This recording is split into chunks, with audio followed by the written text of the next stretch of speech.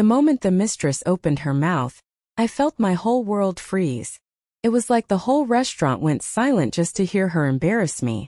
She stood there, tall, polished blonde hair styled like she spent 3 hours getting ready to ruin someone's night, and pointed her perfectly manicured finger straight at me like she rehearsed it.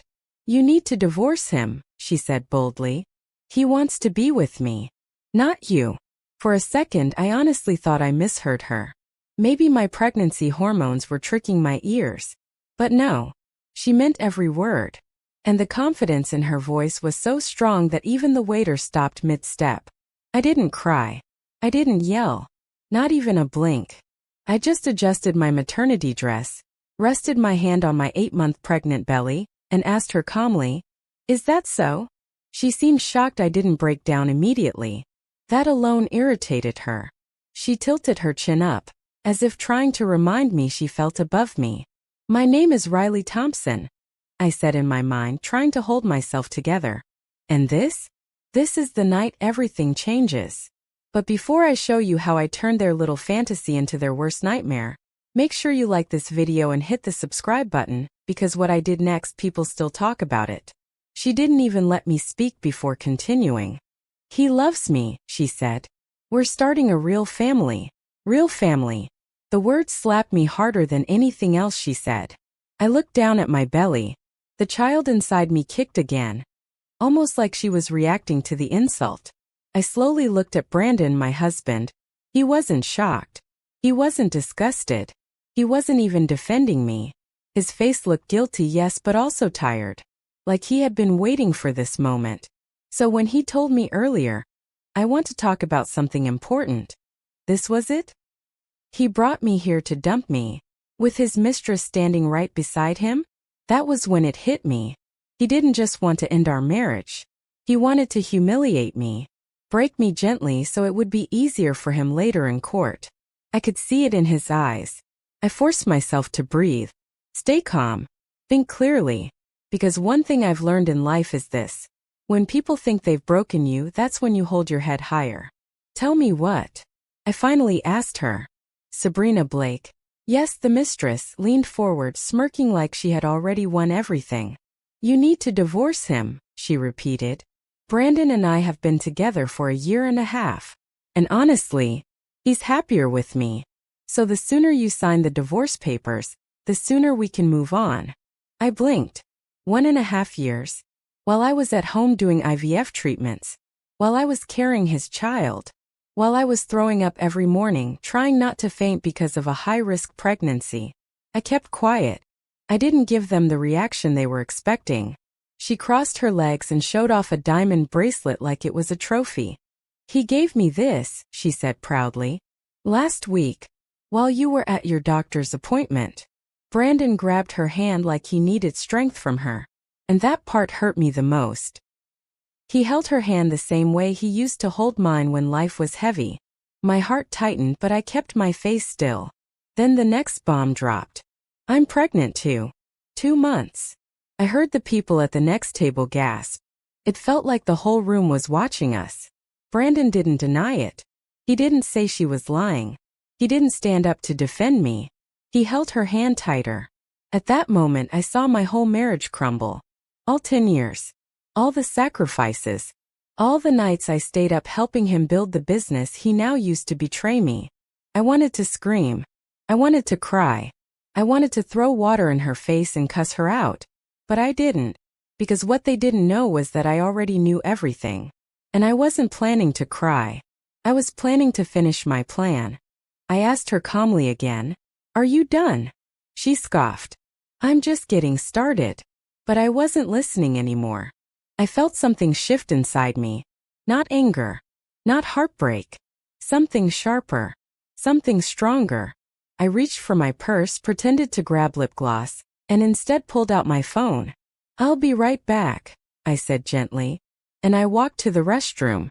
My legs felt weak. I had to hold the wall a little. But my mind was working clearly. Inside the restroom, I stared at the mirror. My nose was red. My lips were trembling. My pregnancy glow was gone. But inside my eyes I saw something. Determination. "You want to embarrass me?" You want to take my husband? You want to erase me from the life I helped build? Watch me. I pulled out my phone and made the first call. Victor, I whispered. My lawyer. It's time. His voice was calm. Everything is ready. Just say the word. Words spoken. Next call. Naomi, I said, my voice steadier now. My financial advisor. Freeze the accounts. All of them. And start moving my shares back into my name. On it, she said. Third call. Leora. Bring the boxes. Bring the folders. Bring everything. My sister didn't even ask why. She just said, I'm coming. I washed my hands, fixed my lip gloss, and touched up my face. Then I walked back out of that restroom like a woman who didn't just get betrayed, but a woman who was about to change the game. Sabrina and Brandon were whispering, probably confused about why I wasn't crying or attacking them. I sat down calmly, picked up my water, and took a slow sip. Shall we continue? I asked. They didn't know. The war had already started. The next morning started like any other morning, and that was exactly the point. I wanted Brandon to think nothing had changed. I wanted him relaxed, comfortable, unaware his entire empire was already sinking. I woke up early even though I barely slept. The baby kept moving all night like she felt my stress too. I dragged myself to the kitchen, tied my bonnet tighter, and started making his favorite breakfast. Blueberry waffles, turkey bacon, and that expensive coffee he liked ordering online. The smell filled the kitchen, warm and sweet, and for a second my chest tightened thinking about how many mornings I did this for a man who didn't deserve loyalty. But I needed him to be calm today.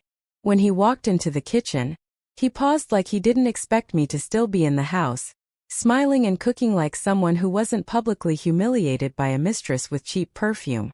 You cooked? He asked, rubbing the back of his neck. Yes, I said softly. Eat. He sat down slowly, watching me carefully. You're not upset? About last night? I kept my voice steady. I've accepted the truth. He let out a breath of relief. Riley, I'm glad. I didn't want things to get messy. Oh, don't worry. I cut in gently. Things won't get messy. He smiled like the fool he was. He ate. I watched. And the whole time I was thinking, this is the last meal you'll ever eat in this house as a free man. When he finished and kissed my forehead like everything was normal, I had to fight the urge to push him away. He grabbed his keys and said, I'll text you later, okay? Sure, I said, forcing a small smile. The moment his car left the driveway, I locked the door, leaned my forehead against it, and sighed deeply. My hands were shaking. Not because of fear, but because when you've been quiet for too long planning and preparing, the moment you finally take action, it hits you hard. My phone buzzed. They're here, my sister texted. I opened the door and almost cried when I saw my team standing outside like soldiers ready for battle. My sister Leora held 2 packs of moving boxes. My lawyer Victor had a laptop bag and a folder so thick it could break a table. Naomi, my financial advisor, and 2 forensic accountants were behind them. You ready? Leora asked, grabbing my hand. I nodded even though my heart was racing. We went inside and they all spread out like clockwork. Victor took the dining table, laying out documents and explaining the timeline. Naomi logged into her laptop, freezing accounts one by one. Every account locked message felt like a breath of fresh air. This one too, she asked. All joint accounts, I confirmed. Anything with his name connected to mine. She nodded. Done. The accountant stepped into Brandon's home office, scanning files, downloading records, and gathering evidence. I didn't even know half the things they pulled out existed. While they worked, I walked into the bedroom. Our bedroom. The room I decorated, the room I slept in alone most nights for months. I opened his closet and looked at his clothes. Designer suits, polished shoes, ties he wore when we went on dates long before he lost his soul to money and ego. I grabbed the first box and started packing his things. Folded shirts, stuffed shoes, tossed ties. Every item I touched felt like cutting one last string attached to a man who'd been draining my life. Leora stood behind me quietly. You okay? No, I whispered. But I will be. She nodded.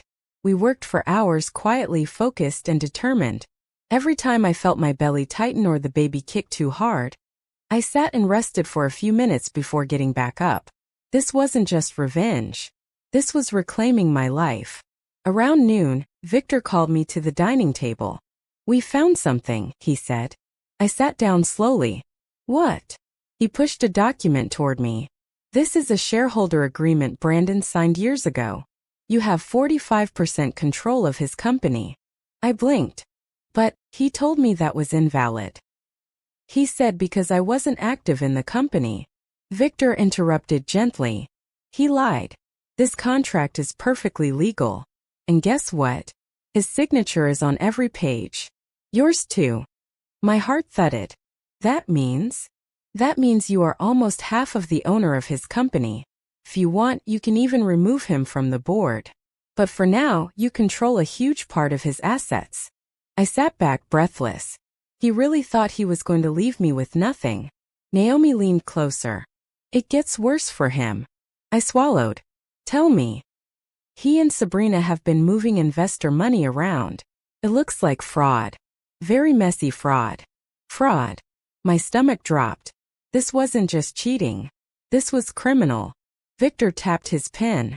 "I already contacted the SEC this morning with the evidence you collected earlier. They'll investigate. His accounts will be frozen by tonight." I covered my mouth with my hand, not in shock, but because all this time he thought I was just a soft, emotional, pregnant wife who would fall apart. He didn't know I had kept every receipt, every email, every message, every transfer, every lie. Everything Brandon built was built on me.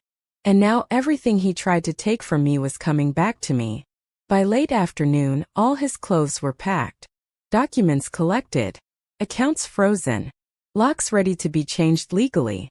The baby kicked again, almost like she was cheering for me. Around 4 p.m., when we were almost done, my doorbell rang.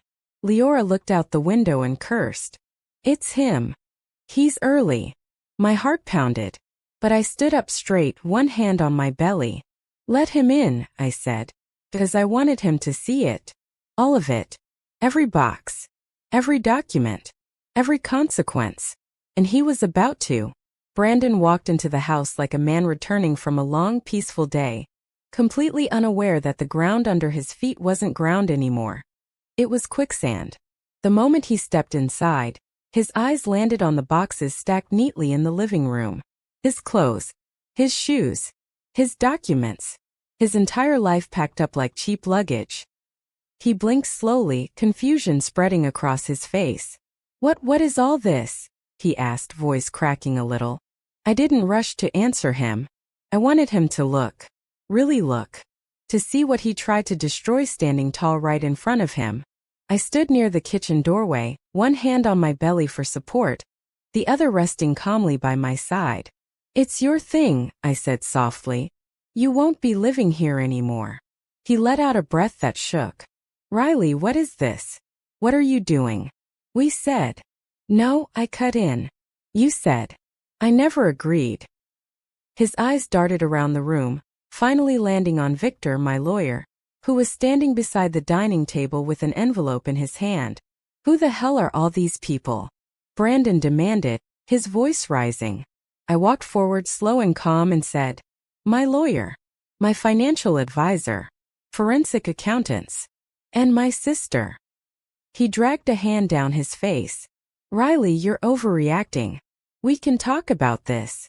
"We did talk," I said. "You and Sabrina talked at that restaurant. Remember?" He froze like he hadn't expected me to throw that back at him. His face changed. Guilt mixed with anger, mixed with fear. He pointed a finger at me. "That was a mistake. I didn't mean for it to happen like that." "But it happened," I said. "And you meant every part of it."